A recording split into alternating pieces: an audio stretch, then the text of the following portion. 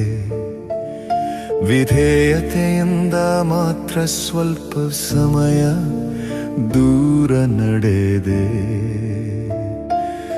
ಆದರೂ ನನ್ನಲ್ಲಿ ತುಂಬಿದ ಹೃದಯವು ಆತ್ಮದಲ್ಲಿ ನೆಲೆಸಿತ್ತು. ನನ್ನಲ್ಲಿ ಇರಿಸಿದ ಆತ್ಮವನ್ನು ಅಸೂಯೆಯಿಂದ ಹಂಬಲಿಸುವ ದೇವನೇ ನನ್ನ ದೇವರು. ವೇದನೆಯ ಧ್ವನಿಯನ್ನು ಸದಾ ಕೇಳುವ ನಾಥನ ಮುಂದೆ ಮನದಣಿಯೇ ಕುಳಿತೆ. ವಿಧೇಯತೆಯಿಂದ ಮಾತ್ರ ಸ್ವಲ್ಪ ಸಮಯ ದೂರ ನಡೆದೆ. ಆದರೂ ನನ್ನಲ್ಲಿ ತುಂಬಿದ ಹೃದಯವು ಆತ್ಮದಲ್ಲಿ ನೆಲೆಸಿತ್ತು.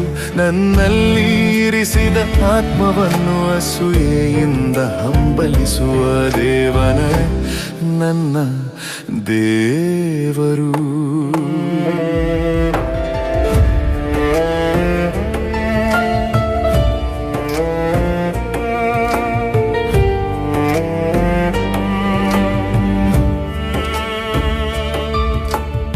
ಆತ್ಮದ ಸಂತೋಷದ ರಹಸ್ಯವು ಪವಿತ್ರಾತ್ಮನಲ್ಲವೇ?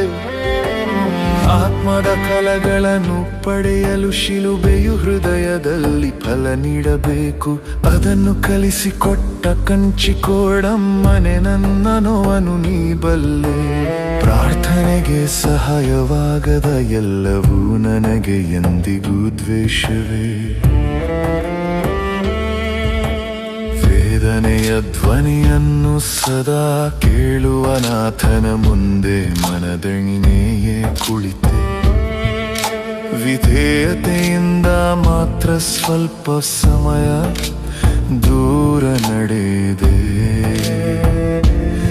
ಆದರೂ ನನ್ನಲ್ಲಿ ತುಂಬಿದ ಹೃದಯವು ಆತ್ಮದಲ್ಲಿ ನೆಲೆಸಿತ್ತು.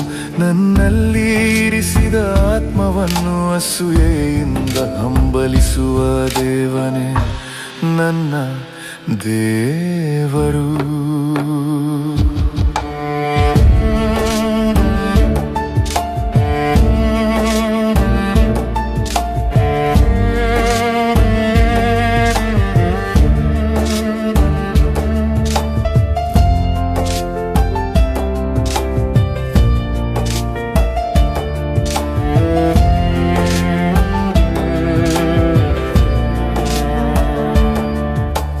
ಲೋಕವು ದ್ವೇಷಿಸಲಿ, ಅದು ಮೊದಲೇ ಯೇಸುವನ್ನು ದ್ವೇಷಿಸಿದ್ದಲ್ಲವೇ? ನಾನು ಅರ್ಹನಲ್ಲದಿದ್ದರೂ ಯೇಸು ನನ್ನನ್ನು ಪ್ರಾರ್ಥಿಸಲು ಕರೆದನಲ್ಲ. 1 ಗಂಟೆಯಲ್ಲ, ಪ್ರಾರ್ಥನೆಯನ್ನು ಮಾತ್ರ ನಾನು ಒಪ್ಪಿಕೊಳ್ಳುತ್ತೇನೆ. ನಿರಂತರವಾಗಿ ಆತನ ಶ್ವಾಸವೇ ನನ್ನ ಶ್ವಾಸವಾಗಿ ಪ್ರಾರ್ಥನೆಯಾಗಲಿ.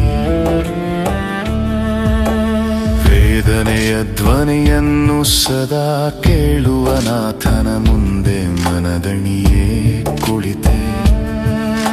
ವಿಧೇಯತೆಯಿಂದ ಮಾತ್ರ ಸ್ವಲ್ಪ ಸಮಯ ದೂರ ನಡೆದೆ. ಆದರೂ ನನ್ನಲ್ಲಿ ತುಂಬಿದ ಹೃದಯವು ಆತ್ಮದಲ್ಲಿ ನೆಲೆಸಿತ್ತು.